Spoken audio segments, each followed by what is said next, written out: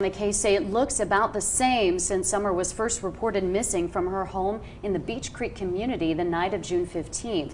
Today, for the first time, we are hearing from the lead investigator on the case, Detective John Pruitt. Ansley Daniels spoke with Pruitt about what this looks like day in and day out, almost 10 months in.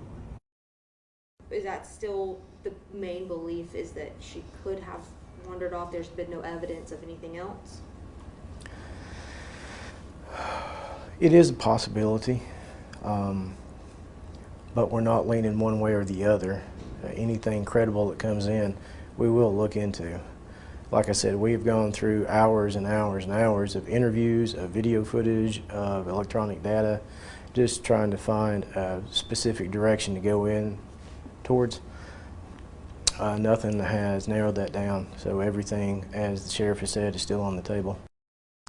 We also talk with Detective Pruitt about how social media and the family's appearance on the Dr. Phil television program, and as well Don Wells' legal issues, have all impacted this case.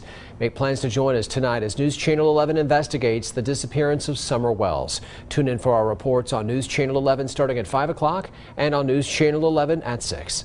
Well, today, for the first time, we are learning the lead investigator in the Summer Wells case is speaking out. The pressure has been immense on the Hawkins County Sheriff's Office to figure out what happened to a little girl who reported missing back in June. Ansley Daniel has been following this case closely. She has an update. Ansley?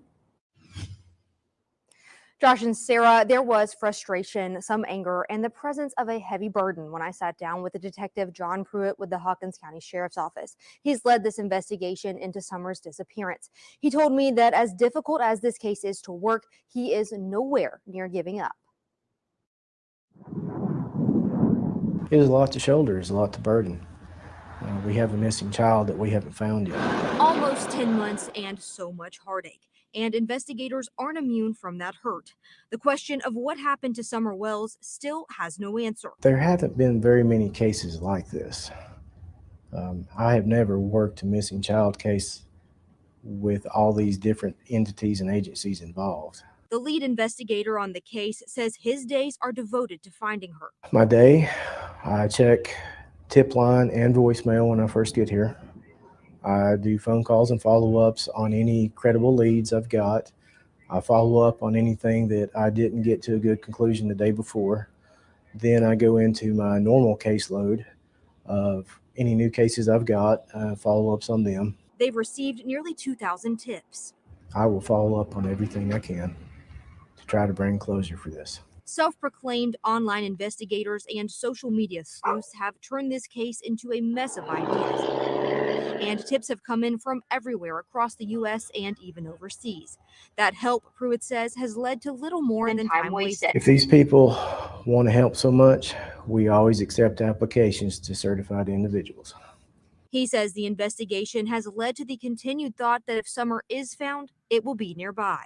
I believe that she would probably be somewhere close by, because we found nothing to lead us to believe that she's been abducted or trafficked out of the area. Pruitt works alongside the TBI and FBI. Along with the ground search, Pruitt says investigators have poured through data. Almost a year into the case, and Detective Pruitt says it still remains a very active investigation. I'm not going to let it go cold.